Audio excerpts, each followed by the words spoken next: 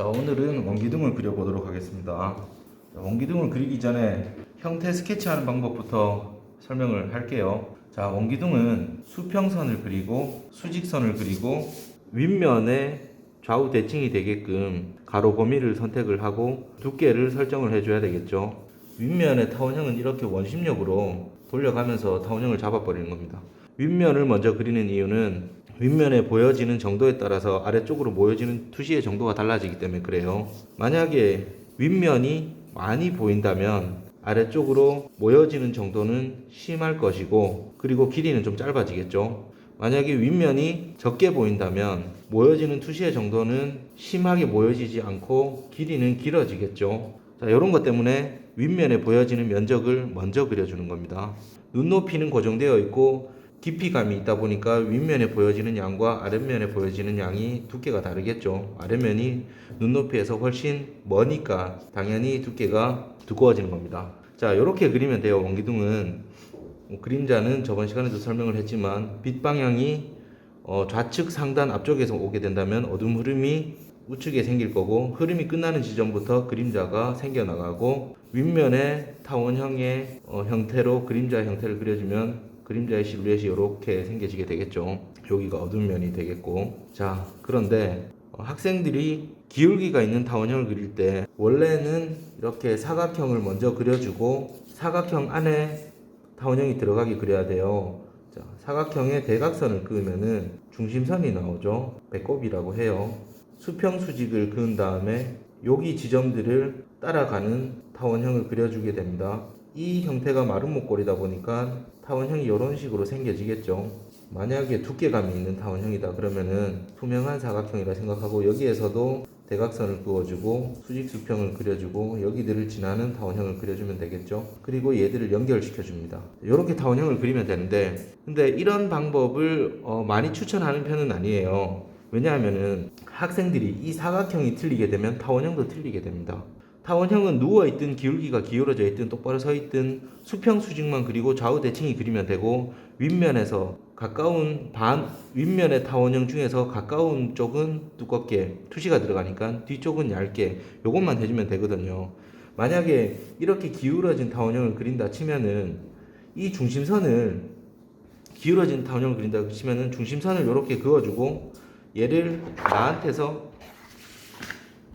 일자로 보여지게끔 수직으로 보여지게끔 종이를 돌리고 수평을 긋고 이게 직각이 되면 되겠죠. 그리고 타원형의 이 두께감만, 만약에 두꺼운 쪽이면은 두께감만 정해주고 투시 정도를 맞춰주면 되는 거죠. 이거를 굳이 네모 박스 안에서 넣어서 하려고 하다 보면 이 네모가 틀리면 타원형도 틀려지는 그런 현상이 일어나요. 그리고 이 박스 안에 타원형이 들어가는 방식은 원래 이게 정석이긴 하지만 박스의 사이즈와 타원형이 그려지는 사이즈가 달라지게 됩니다. 그래서 이게 더 어려울 수 있다라는 거예요. 이런 연습들이 꼭 필요하긴 하지만 매번 이런 식으로 그리는 거를 추천하지는 않아요. 자, 가령 우리가 랜턴을 그린다고 치면 랜턴의 뒷부분이 이렇게 있겠죠. 그리고 뭐 손잡이가 이런 식으로 있겠고 두께감도 있겠고 앞쪽에 둥근 어떤 랜턴의 빛이 나오는 부분을 그려줘야 되는데 우리가 사각형으로 이렇게 비례감에 맞춰서 사각형을 먼저 그렸단 말이에요. 여기에 타원형을 넣어야지. 그러면은 대각선을 긋고 수직 수평을 긋고 뒷부분에도 대각선을 긋고 수직 수평을 긋고 타원형을 이렇게 그리게 되면은 이 네모의 비례감은 얘랑 맞아 보일 수 있지만 실제로 그리면 타원형의 외곽 실루엣은 여기서 형성이 되죠. 그러면 뒤에 거랑 안 맞게 돼요. 그래서 만약에 이런 걸 그린다 하면은 몸뚱아리가 있고 앞쪽에 타원형이 돌아가는 게 좀 더 큰 게 있으면 이 중심선을 그어 버리세요. 그리고 타원형을 직각이 되게끔 하고 나한테서 이런 기울기가 있으니까 수직으로 두고 이 타원형을 양쪽 두께를 정하고 이렇게 원심력으로 돌려버리면 됩니다. 이게 훨씬 더 덜 틀리고 빨리 그릴 수 있는 방법이에요. 아시겠죠? 그리고 만약에 그려놨는데 만약에 그려놨는데 이 두께감이 좀 틀려 보인다 그러면은 여기서 다시 좀 더 두껍게 그려야지 싶으면은 좀 더 두께감 있게끔 이 타원형의 윗면이 현재 입장에서 이 타원형의 윗면이 두껍게 그려주면 되는 거예요. 이렇게 쉽게 그릴 수 있는 거를 많은 과정들을 해서 육면체를 그리고 그렇게 하지 않아도 됩니다. 오히려 그게 더 육면체를 못 그리면 틀려질 수 있다는 거 명심하시고, 타원형은 육면체 안에다가 타원형을 잡아 넣을 때 이 육면체는 항상 정사각형이 돼야 됩니다. 그렇지 않고 약간이라도 직사각형이 되면은 타원형이 왜곡이 돼요. 투시가 들어간 타원형을 그릴 때 이게 정사각형이지 않고 만약에 직사각형의 형태를 잘못 그리게 되면 이 타원형도 틀려지게 되겠죠. 그래서 정사각형을 자유자재로 그려낼 수 있는 것보다 중심축 기울기만 잘 잡고 타원형은 이렇게 직각으로 해서 바로 그려버리는 게, 두께만 파악하고 바로 그려버리는 게 훨씬 더 유리하다 할 수 있어요. 원기둥을 한번 그려보도록 하겠습니다. 일단은 원기둥은 수평선, 수직선 그어줍니다.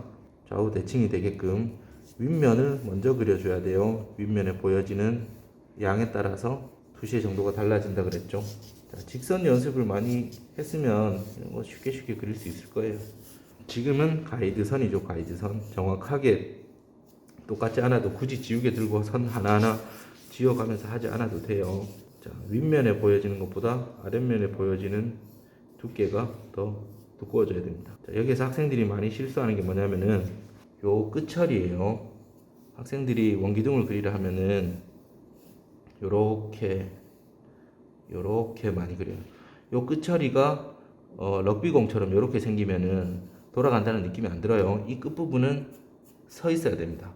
요렇게 오다가 여기에서 세로로 서야 돼요. 여기 세로로 서서 여기에서 이런 식으로 나가줘야 됩니다.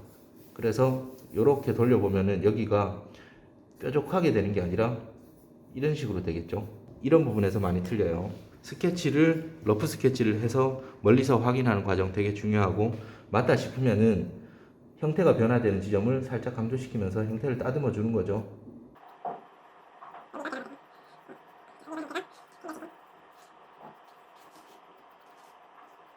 스케치가 잘 이루어졌다면은 빛 방향을 설정을 해야 돼요. 빛이 왼쪽 위에서 온다고 가정을 할게요.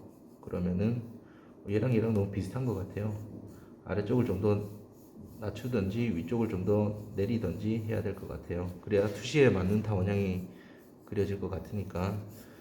자, 하이라이트는 윗면 중에서 가까운 지점들이 가장 밝겠죠. 그리고 이 옆면에서는 빛을 비껴서 받긴 하지만 이 부분이 가장 밝겠고 점점 진해집니다. 여기는 어둠의 흐름이 존재를 하겠고요.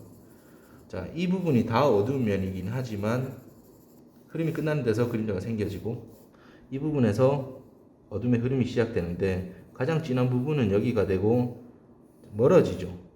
윗면이 보인다라는 것은 위에서 아래쪽으로 내려다보고 있다라는 거니까 어둠이 시작되는 지점에서 멀어지니까 톤의 단계도 가장 어두운 부분에서 뒤로 갈수록 점점 연해져야 되는 겁니다. 그리고 여기에서도 어둠이 다시 한번 시작되고 뒤쪽으로 연해지겠죠. 얘랑 진하기 정도를 따지자면 얘가 좀 더 진해지는 겁니다. 어두운 부분은 가까이 있을수록 진하고 멀어질수록 연해지기 때문이죠. 자, 이제 스케치가 다 됐다. 그러면은 톤을 들어갈 텐데 알아보기 힘든 스케치 선은 좀 지워주고, 톤이 들어갈 때 기본적으로 선의 방향은 물체 운동 방향으로 한다고 했어요. 자, 그러면은 얘는 세로선이 주된 방향이 되겠고 이렇게 돌아가는 방향대로 선을 써주면 되는데, 이 돌아가는 방향은 곡선을 쓰는 게 아니에요. 이렇게 직선을 쓸 겁니다. 직선들이 교차해서 형태를 따라서 진행이 될 겁니다. 이런 식으로. 자, 그러면은 선들이 이렇게 교차할 텐데 연필동이 생기면은 중간에 이런 부분에 톤이 달라지기도 하고 지저분해질 수 있겠죠. 그래서 연필의 양 끝을 들어주는 게 중요해집니다. 자, 그러면은 세로선부터 해서 어두운 부분을 충분히 톤을 넣어 보도록 할게요. 2비니까 우리 또 4비 연필을 들고, 자, 긴 선을 그을 거니까 연필을 멀리 잡고, 정육면체 같은 경우는 우리가 세 면이 톤이 분명하게 구분이 되죠. 그런데 이런 원기둥 같은 경우는 옆면이 돌아가는 환으로 되어 있죠. 그러면은 처음부터 튀어나가도 돼요. 지우면 되니까 처음부터 그라데이션으로 그림을 그려줍니다. 일부러 이렇게 단계를 나누고 그러지 않아도 됩니다.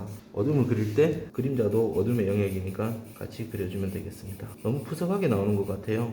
톤을 칠할 때 주의할 점은 이 물체가 흰색 물체이다 보니까 그림의 반 정도는 밝다라는 느낌으로 가져야 짙은 물체가 아니라 밝은 물체라고 인식이 돼요. 톤 단계를 어둠에서부터 너무 작게 하다 보면은 밝음 영역까지 왔는데도 톤이 진하게 되면은 사물 자체가 진한 사물이라고 보여지게 됩니다. 그래서 얘는 흰색 원기둥을 기준으로 그려지는 것이므로 그림의 반 정도를 밝게 해야 그 정도의 톤이 느껴지게 될 것 같아요. 사비로 톤을 어두운 부분에 톤을 빨리 채우려고 푸석하게 했는데 너무 푸석해진 것 같아요. 그래서 연필을 2B로 바꿨습니다. 종이가 뒷면인가? 그림자 시작하는 지점은 물체보다 그림자가 좀 더 진해져요. 왜냐하면 반사광 때문에 그렇죠. 반사광은 바닥이나 주변 사물에 빛이 닿고 사물의 아래 뚱치에 톤이 새어 들어가는 거죠. 그래서 사물의 아래 뚱치보다 그림자가 시작되는 지점이 좀 더 진해지는 겁니다. 근데 사물이 진한 사물이면은 그러지 않을 수 있겠죠. 선을 중첩을 시켜서 한 톤 한 톤 쌓아주는데요. 선이 쌓여질 때 항상 모든 선이 이렇게 붙어 있는 것보다 일정한 간격을 두고 톤들을 여러 방향으로 쌓아주는 게 여러 겹 중첩이 되었다는 느낌이 훨씬 더 잘 들어요. 그래서 색깔을 빨리 올릴 때는 이렇게 붙여서 쓰기도 하지만 선을 중첩시켜 줄 때는 약간의 선의 간격을 주는 게 좋습니다. 세로 선으로 기반으로 해서 전체적인 양감부터 형성을 할게요. 윗면은 밝은 면이니까 오래 걸리지도 않고 신중하게 맨 나중에 선을 슬쩍 써줘도 될 것 같아요. 형태가 일직선으로 잘 잡혀 있는데도 안쪽의 선의 방향이 휘어지게 되면은 이 사물이 휜 물체처럼 느껴지게 됩니다. 선이라는 거는 방향성을 제시하죠. 그래서 직선을 잘 그으려고 노력을 해요. 밝은 부분에서 외곽으로 쏙 넘어갈 때는 가장 밝았다가 다시 점진적으로 살짝 톤이 더 들어가줘야 쏙 넘어간다는 느낌이 잘 들어요. 약간 이렇게 휜 느낌이 들죠? 그러면은 반대로 살짝 휜 듯한 느낌이 들게끔 선을 한번 써주면은 중화되는 느낌이 들 것 같아요. 처음부터 이 방향으로 선을 하면은 이쪽 양감을 살리기가 쉽지 않죠. 그래서 긴 방향대로 양감을 충분히 내준 다음에 다른 방향으로 선을 써줄 겁니다. 꼭 선을 물체의 운동 방향으로만 써야 되는 건 사실은 아니에요. 물체의 운동 방향만 쓰면은 돌아간다라는 느낌은 잘 들게 될 텐데 뭐랄까 너무 경직된 느낌이 들어요. 그래서 이 원기둥의 안쪽에는 물체 운동 방향의 선을 쓰기도 하지만 다른 대각선도 선도 슬쩍 넣어줘야 그런 경직된 느낌이 중화되겠죠. 자, 이제 가로선을 쓸 텐데요. 가로선은 곡선이 아니라 직선이라고 했어요. 튀어나가도 됩니다. 이건 지우면 되니까. 자, 이렇게 돌아가는데 이 방향에서 여기는 이런 식으로 선을 써주거나 방향이 아니면 이런 방향으로 선을 써주는 게 돌아가는데 잘 어울리겠죠. 근데 갑자기 여기에서 수평선을 이렇게 써준다 하면은 돌아가는 걸 방해하는 선의 방향입니다. 이 지점은 연필이 낼 수 있는 가장 진한 톤이 나오는 부분이에요. 그래서 처음부터 다른 부분보다 힘을 주거나 많이 쌓아줘서 어둡게 잡아놓고 뒤로 갈수록 선의 힘을 조금씩 빼줄 겁니다.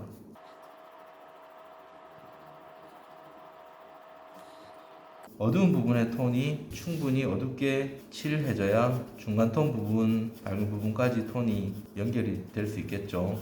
선을 너무 짧게 쓰지 않아도 됩니다. 사물이 단순한데 되게 짧은 선으로 하면 이 단순한 표면이 되게 오돌도돌한 표면처럼 느껴질 수 있기 때문에 긴 선으로 시원시원하게 진행하면 돼요.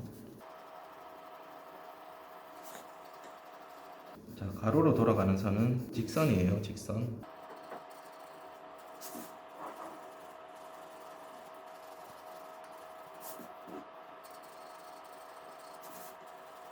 자, 여기의 구분은 사물을 외곽을 살짝 더 진하게 하고 그림자를 연하게 할 수도 있고 반대로 여기에 반사광이 많이 들어가고 그림자를 좀 더 진하게 할 수도 있어요. 그런데 앞쪽을 잡으면 얘와 얘의 거리감이 훨씬 더 많이 나요. 그래서 앞쪽 부분을 잡고 얘를 그려주도록 하겠습니다. 그런데 그림자가 시작되는 지점 같은 경우는 반사광 때문에 그림자가 더 진하고 사물이 더 밝아지게 그릴 거예요.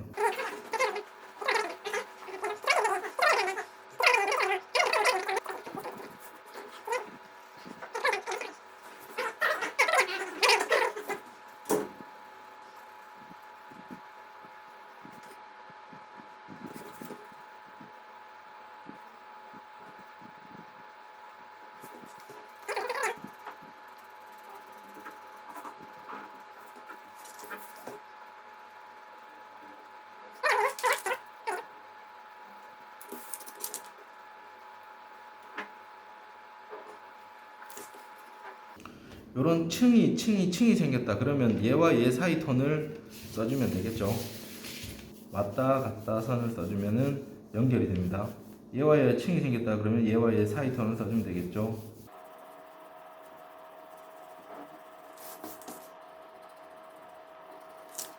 얘는 바닥에 맞닿아 있으니까 얇은 그림자 층이 있습니다. 자, 이런 부분에 선이 세게 잡혀버리면은 이 바닥이 여기랑 붙어버리는 것처럼 보여질 수 있죠. 그러니까 여기 선이 이렇게 얇은 그림자 층의 표현으로 인해서 선이 이렇게 생겼는데, 이 선이라는 거는 여기 바닥면이랑 붙어 있다라는 느낌이 들게 하기 위해서는 오히려 도움이 되죠. 그런데 이런데 형태선이 너무 진하게 돼버리면은 벽이 여기 와서 붙는 듯한 느낌이 들어버립니다. 그래서 이 옆쪽의 형태의 외곽에서는 진하기가 점점점 돌아간다라는 느낌 정도가 돼야지, 너무 진해가지고 만약에 이런 식으로 돼버리면은, 형태선이 너무 진해버리면은 마치 벽이 이런 식으로 벽이 여기랑 붙는다는 느낌이 들죠. 그래서 맞닿는 부분에는 선이 있어도 맞닿지 않는 부분은 톤이 점점 진하게 가다가 자연스럽게 끝이 나줘야 되는 겁니다.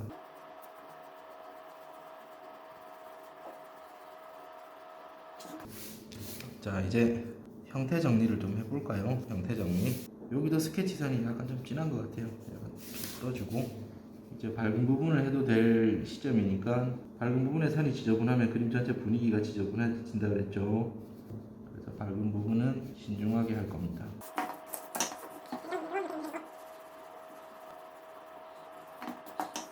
자, 사물의 외곽을 지울 때 지우개를 눌러가지고 쫙 지우면은 여기가 딱 단절되어 보이죠. 그래서 이런 외곽이 자연스럽게 멀어지는 부분 같은 경우는 이것보다 자연스럽게 이렇게 이런 식으로 끝이 보일지 모르겠지만 끝이 너무 딱 잘려 보이지 않게끔 지워주는 게 좋아요. 선명도가 세지기 때문에 그렇습니다. 밝은 부분은 좀 더 가능선으로 하기 위해서 연필을 좀 더 깎아줄게요.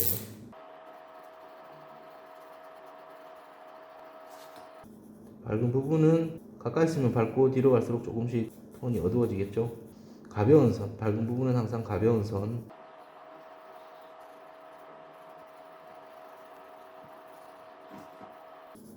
자, 밝은 부분을 칠했는데요. 일단 이런 선이 너무 진한 것 같아요. 스케치할 때 좀 강조를 시켰더니 오히려 멀어지면서 흐릿해지는 느낌이 아니라 더 또렷해지는 느낌이라서 정리를 하는 거죠. 이 윗면에 비해서 옆면의 톤이 조금 부족한 것 같아요. 그리고 나니까. 그래서 조금 더 톤을 더 채워줄 겁니다.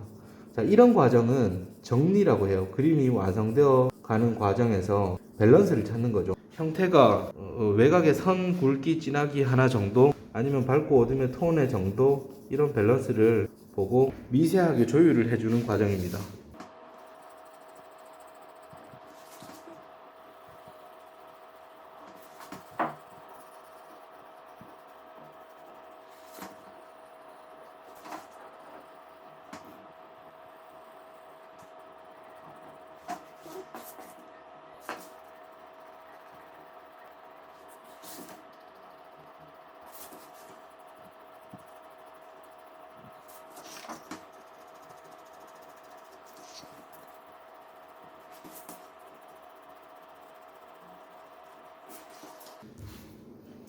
자, 그리는 중간중간에서 그림을 멀리서도 보고, 아니면 눈을 거짐 감듯이 실눈을 뜨고도 보고, 그래서 전체적인 톤의 변화 단계를 잘 관찰하면서 그려줘야겠죠.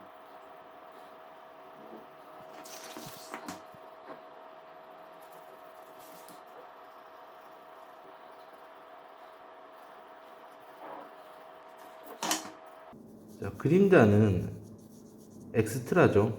얘가 주인공이고, 그런데 그림자에서 선이 너무 튄다거나 아니면은 입자가 너무 굵어서 튀어나오는 느낌이 든다거나, 그렇게 되면은 사물보다 그림자가 더 눈에 들어올 수도 있어요. 그래서 그림자는 너무 튀지 않게끔 그려주는 게 잘 그린 그림자가 되는 겁니다. 형태도 너무 또렷하지 않게끔 멀어질수록 흐려지게 그려주는 게 좋아요. 자, 이런 식으로 원기둥을 그리면 됩니다.